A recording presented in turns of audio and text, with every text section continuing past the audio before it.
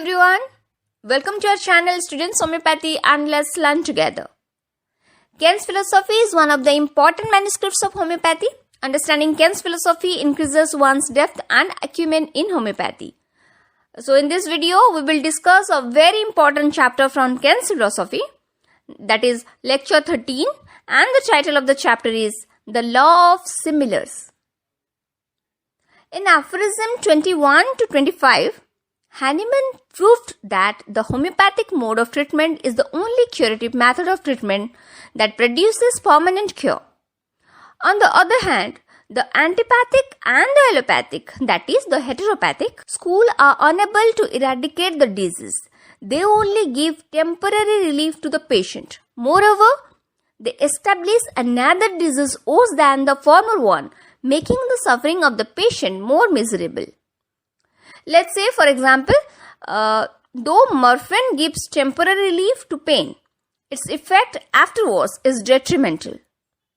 Likewise, in labor, if chloroform is given, it will not let the patient to express the symptoms of her condition based on which a homeopath could select the indicated remedy for her, which would not only cure her present condition but perhaps also help her to overcome a lifelong disorder.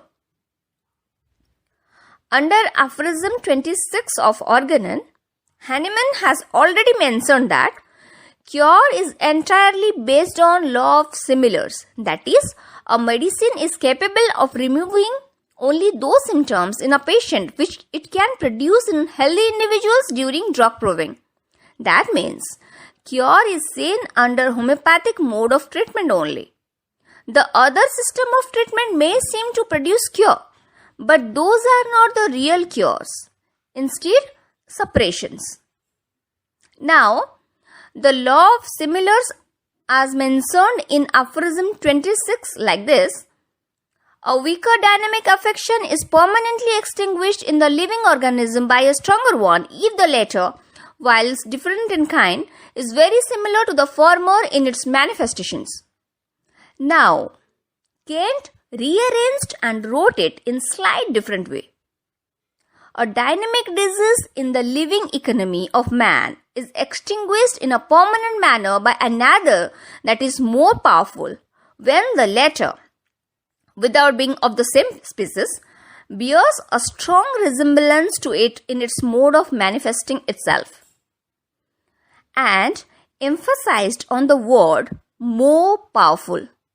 He said, generally, by saying more powerful, we mean more intense.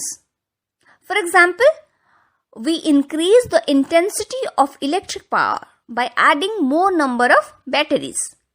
But by saying more powerful, Hahnemann means something different. His idea of more powerful relates to quality.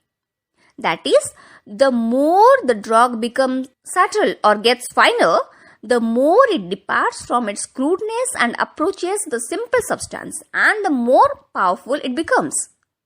And this fineness can be achieved only through potentization. If we will look upon the idea of potentization through material plane, it will seem as if the remedy is growing weaker by it, because by potentizing the material quantity is actually decreasing. Thus, the materialist will not believe in potentization. A dynamic disease can extinguish another dynamic disease if, in first point, it is of similar in kind to the latter, and the second point, it is more powerful or intense than the latter. Now, Kant writes that there are numbers of illustration of law of similar in nature. He then gave an example of an insane or seriously mentally ill girl to illustrate the same.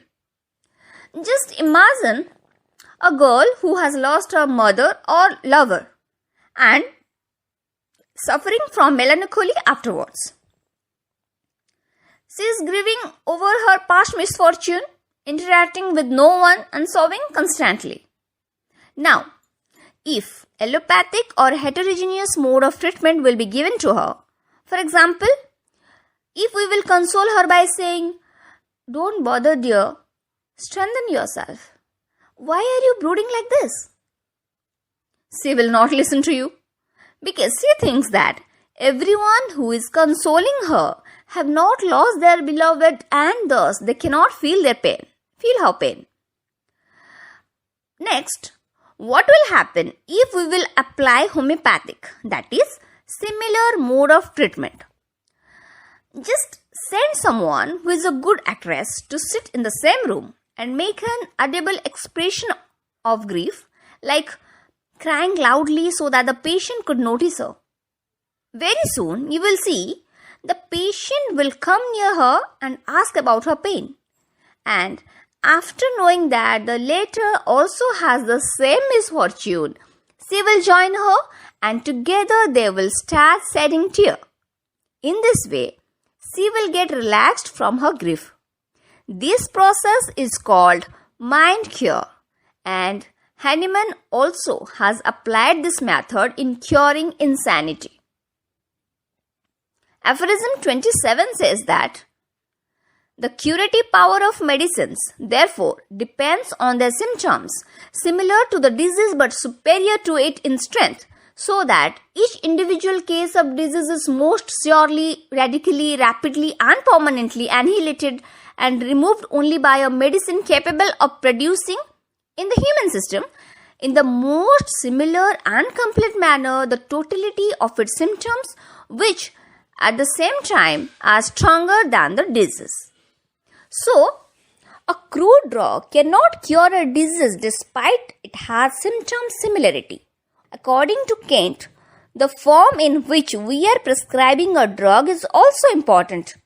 A crude drug may produce many symptoms in a healthy prover, but in sick, it can't touch these symptoms because the attenuation or the plane of susceptibility of the patient will not match to the attenuation of drug as it was matching during drug proving.